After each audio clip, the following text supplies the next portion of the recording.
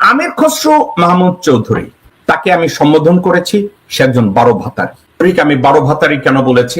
আমাদের দেশের এই 12 ভাতারি কথাটার অনেক প্রচলন আছে, যাদের এক স্বামীতে যারা সন্তুষ্ট না, এক দেশে যারা সন্তুষ্ট না, এক বউতে যারা সন্তুষ্ট না, বা মহিলাদের বলা হয় বা ছেলেদের বলা হয়, এই আমির খসরু মাহমুদ চৌধুরী এই লোকটাকে তার সার্বিক বিবেচনা করে আমি তাকে জাস্ট 12 ভাতারে বলা ছাড়া ভালো কোনো শব্দ আমি আমার অভিধানে খুঁজে পাইনি।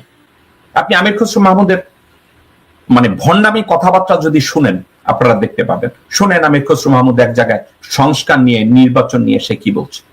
আমাদের সকলকে নিয়ে তারেক রহমান সাহেব সেই আন্দোলনের নেতৃত্ব দিয়ে সফলভাবে এই স্বৈরাচারের পতন ঘটানো হয়েছে।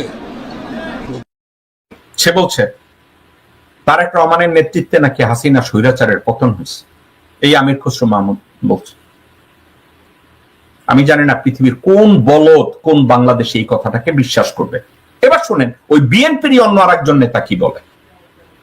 আমরা যদি আরো 10 বছরও সংগ্রাম করতাম, এই স্বৈরাচারী সরকারকে, যারা সেনাবাহিনীর অস্ত্র নিয়ে, মারণাস্ত্র নিয়ে নিরস্ত্র মানুষের উপর ঝাঁপিয়ে পড়ে, এদেরকে সরানো তো সম্ভব ছিল না।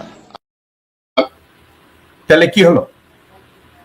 আমির খসরু মাহমুদ বলছে তারেক রহমানের নেতৃত্বে স্বৈরাচারের পতন হয়েছে, আর মেজর হাফিজ কি বলছে? না। এবং মির্জা ফখরুল কি বলছে? না। কিন্তু আমির খসরু মাহমুদ কি বলছে? ভারতীয় প্রেসক্রিপশন। এখন মির্জা ফখরুলও বলে বাংলাদেশের জঙ্গি, মির্জা আব্বাসও বলে বাংলাদেশের জঙ্গি, এবং আমির খসরু মাহমুদ চৌধুরীও বলে বাংলাদেশের জঙ্গি। আমির খসরু মাহমুদ চৌধুরী, আপনাকে একটা কথা বলবো, আপনার তো একসময় 5 বছরের আমেরিকান ভিসাটা এক্সপায়ার করছিল, তাই না? তো ওই ভিসাটা তো আবার এক্সপায়ার করার পর আমেরিকান এম্বাসিতে আপনার ভিসাটা রিনিউ করে না, রাইট? রিনিউটা কার সুপারিশে হয়েছে? আমির খসরু মাহমুদ চৌধুরী। কার সুপারিশে ভিসাটা হয়েছে? লোকজনকে বলেন আপনার ছেলে ইসরাফিল চৌধুরী, আপনার বর্তমান বউয়ের বাইরে কি অন্য কোনো জায়গায় সন্তান আছে নাকি যাদের নাম আপনি কোথাও মেনশন করেন না? ওই সন্তানেরাও আবার জয়ের মতো সাদা বেডারে বিয়া শাদী করছে, এমন কোন তথ্য আছে নাকি? আজকে ধরলাম না আপনারে, আপনার ওয়েডলকের বাইরে আপনার যে স্রেফ ইসরাফিল খসরু আপনার ছেলে, এর বাইরে আর কোন সন্তান আছে নাকি? আর তারা থাকলেও তারা কি আবার এখানে সাদা বিয়া শাদী করে জয়ের মতো, হাসিনার মতো এই ধরনের আত্মীয় স্বজন আছে নাকি? আপনার ভিসা তো আমেরিকান এম্বাসি ডিনাই করছিল 5 বছরের পরে। এটা নিয়ে এই মুহূর্তে আর মুখ খুললাম না, এটা নিয়ে আপনার সাথে আর কথা বললাম না, অনেক সাবজেক্ট আছে, এগুলো নিয়ে কথাবার্তা বলতে হবে। By the way, Amir Khasru Mahmud Chowdhury, American Department of Homeland Security জানে আপনি ভারতের দ্বৈত নাগরিক, ঠিক আছে? বাট আপনি পারেনও ভাই, আপনার বাবা তো রাজাকার ছিল। আমির খসরু মাহমুদ চৌধুরী, আপনার বাবা ছিল রাজাকার, রাজাকারের সন্তান হইয়া ভারতের নাগরিকত্ব নিয়ে ফেলাইছেন। আপনি তো ভাই অনেক করিতকর্মা লোক, অনেক কাজের লোক। পাছামারা দিচ্ছেন না ভারতকে, বাংলাদেশে বেচছেন ভারতের নাগরিকত্বের জন্য।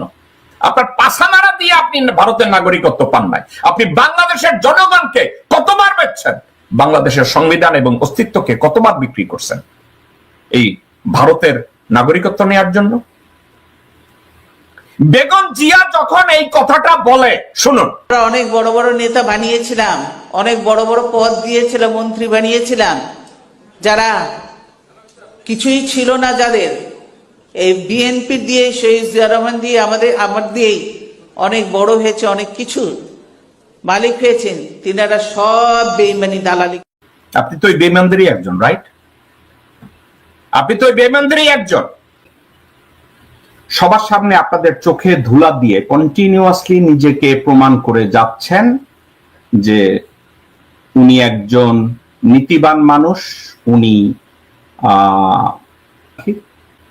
এখন ওনার সম্পর্কে আমি কয়েকটা কথা আপনাদেরকে আমি বলবো, যদি একটু মনোযোগ দিয়ে আপনারা শুনেন।